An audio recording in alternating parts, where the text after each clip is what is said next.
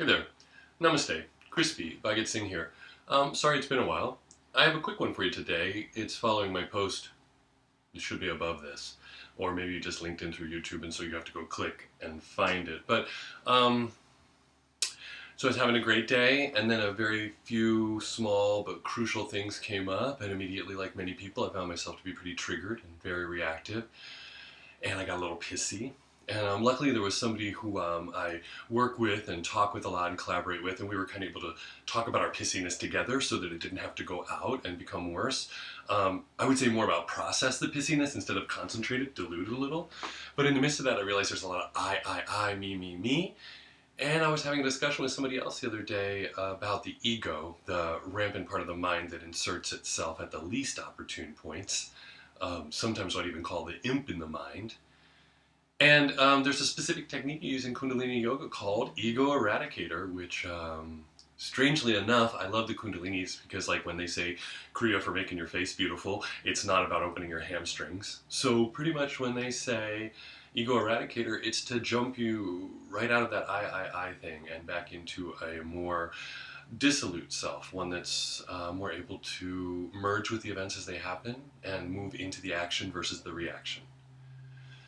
So, because it's from the Kundalini tradition, it incurs the breath of fire, it uses the breath of fire, and so I put a link above if you want to link to that and you don't know breath of fire, but essentially it's panting quickly but with the lips sealed and through the nose, and it's not snapping the belly like in Kapalabhati or Bhastriki or any of these other prana techniques, but there's a fluttering of the belly in and out. And the Kundalinis actually believe physiologically that the breath of fire, no matter how fast or slow it's going, the continuation of it includes just one cycle of breath. So you can end up doing breath of fire for, like, I don't know, 61 minutes and essentially take quote unquote one breath cycle in that time. It's beautiful for the body, oxygenates the blood, helps reset the glandular system, and gives you a little boost back into yourself. So very simply, you're going to get breath of fire as part of your repertoire. You're going to sit nice and firmly, find an easy seat. I'm just seated on the ground. I'm still wearing jeans. I can do this in my pants. Legs slightly crossed. I want to lift my pelvic floor just a little and pull my belly in just a little. Otherwise, I'm going to slouch. I'm going to be like this, and there's not much action to that. You can even see that there's not much action. But I'm going to sit on my seat and then lift up out of that. Stack my body lightly, find the length of my spine, little bit of engagement of the pelvic floor, little of the belly, maybe 25-30%. The arms are going to be up like a Y, big open Y space, and you're going to take your hands and do something very peculiar. You're going to curl your fingers down without bending the first knuckle and just touch the pads to the very top of your palm, and your thumb's going to stick out like a big hitchhiker. You're going to do that with both arms. Take them up over the head. They're going to go out about 60 degrees, so that's like not 90 degrees, which is a big open, like just a big Y.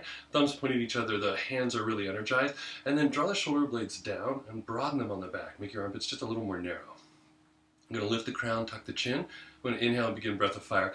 I'm just going to do it for like 30, 45 seconds, maybe a minute. So,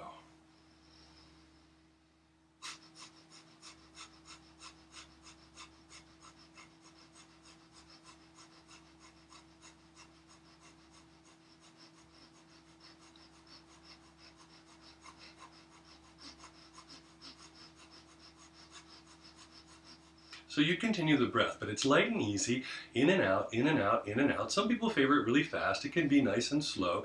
In, out, in, out, in, out, in, out. It's consistent. It might go away for a while, and so you fill up a little bit and then come back to it. But you'll continue that breath literally up to 30, maybe 45 seconds for your first round. You can build up to 3 minutes. At the end of this, I'm going to continue the breath, find a certain point, take a big inhale. As I retain that inhale, I'm going to bring my thumbs up to touch over my head, press the thumb tips together without looking, kind of fun. And then I'm going to open my hands and exhale them gently down. So pretend I'm about a minute in here, I'll pick it up.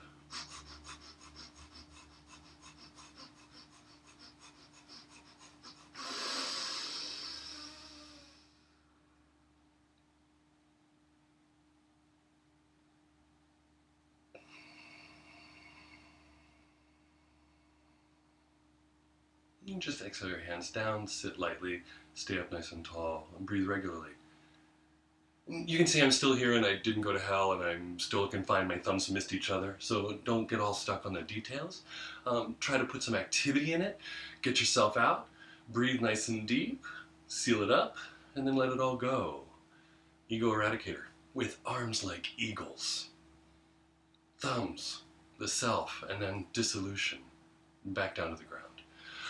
Put that in your toolkit. Maybe it works for you, maybe it doesn't. The beautiful thing is you can do that in like 1 minute, 3 minutes maximum. You can actually go to the bathroom at work, lock the door and do it, turn the fan on so nobody hears you breathing, huff a breath of fire.